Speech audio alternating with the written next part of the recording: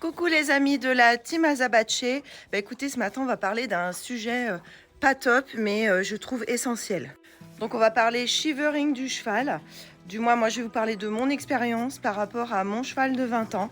Et c'est parti. Donc Inox est arrivé chez moi il y a maintenant, ça fera 2 ans au mois de septembre. Donc d'ici quelques jours, il est arrivé le 13 septembre exactement à la maison. Passé médical inconnu sur 10 ans, rien dans le carnet de santé, sinon qu'une jeune femme qui l'avait eu avant moi avait commencé à reprendre des protocoles avec dentiste, maréchal ferrant, etc. C'est un cheval qui a vécu au pré et qui a aussi une carrière de trotteur, qui n'a jamais été qualifié, mais qui a quand même eu tout l'entraînement. Je suppose aussi qu'il a été souffleur, puisqu'il garde des réflexes, si vous voyez ce que je veux dire, au passage des juments. Bien qu'il soit hongre. Alors je vais vous le montrer et puis je vais vous expliquer ce que j'ai mis en place.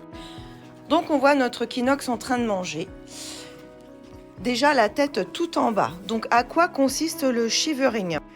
Le shivering est une pathologie qui va affecter l'arrière-main essentiellement.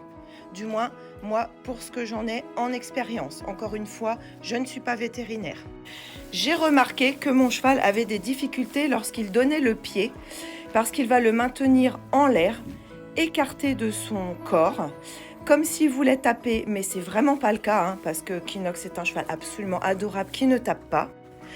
On voit que ce sont des contractions presque involontaires, on le lit dans le regard de notre cheval qui ne comprend pas ce qui se passe. Donc c'est une maladie qui est dégénérative, de toute façon on ne peut rien faire, c'est absolument irréversible. Ça atteint le système nerveux du cheval. Voilà, donc tout ce qu'on peut faire, c'est essayer de la stabiliser, de ne pas l'aggraver et de faire en sorte que notre cheval vive confortablement avec cette pathologie. On remarque aussi souvent sur ces chevaux-là qui sont beaucoup arthrosiques pour la plupart. Et en plus, Kinox, comme il a eu des radios vétérinaires, je le rappelle, est parvint osseux. Donc ceci n'aide pas cela. Alors le premier réflexe, bien sûr, c'était d'être absolument triste, vidé, sans solution, comme un coup de gourdin sur la tête.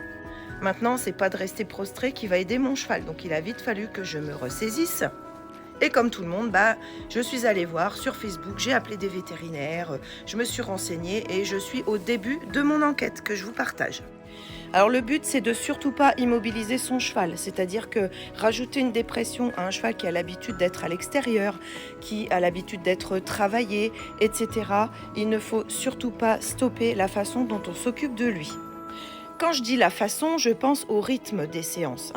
Je ne pense pas à l'intensité ni à la durée des séances. C'est-à-dire que si vous aviez l'habitude de sortir votre cheval 3 fois par semaine, eh bien, il est conseillé de continuer cette habitude, mais en effectuant des tout petits exercices et en les variant, quitte à ne faire que du pas de toute façon, puisque c'est par là que nous allons. Remplacer les séances montées par des séances de balade au pas, par exemple. Mais le cheval ne doit pas être laissé à l'abandon pour autant.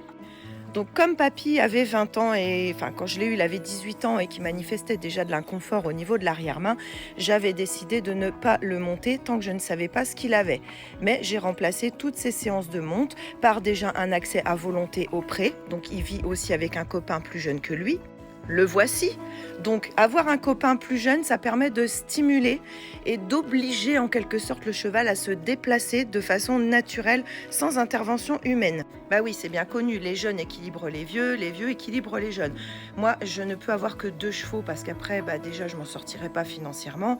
Et en plus, au niveau du temps, je pourrais pas me couper en 3 pour apporter autant de confort à chaque cheval. Donc 2, c'est déjà bien. Ensuite, on surveille son alimentation parce qu'en effet, il faut que le cheval conserve un poids de forme sans être trop lourd sur ses articulations, mais en même temps, il ne faut pas qu'il perde de poids. Encore une fois, tournez-vous vers des vétérinaires spécialisés pour savoir comment nourrir votre cheval. Moi, j'ai adapté le protocole par rapport à celui-ci et je suis guidée. Bon, apparemment, il faut aussi que je le complète en vitamine E. Alors même si j'en mettais déjà par des compléments alimentaires, il va falloir que les vitamines soient beaucoup plus ciblées parce que cette fois-ci, on est sûr de la maladie. D'ailleurs, il va descendre, voilà. Bon, il ne me l'a pas fait, mais tout à l'heure, il levait le postérieur très très fort. On peut constater que ce sont des chevaux qui ont du mal à reculer. Vous voyez, là, il a mis un petit temps avant de reposer son pied. Mais c'est un cheval qui va de toute façon s'adapter à son milieu. Donc il y a des marches, ce n'est pas gênant en début de shivering. Hop.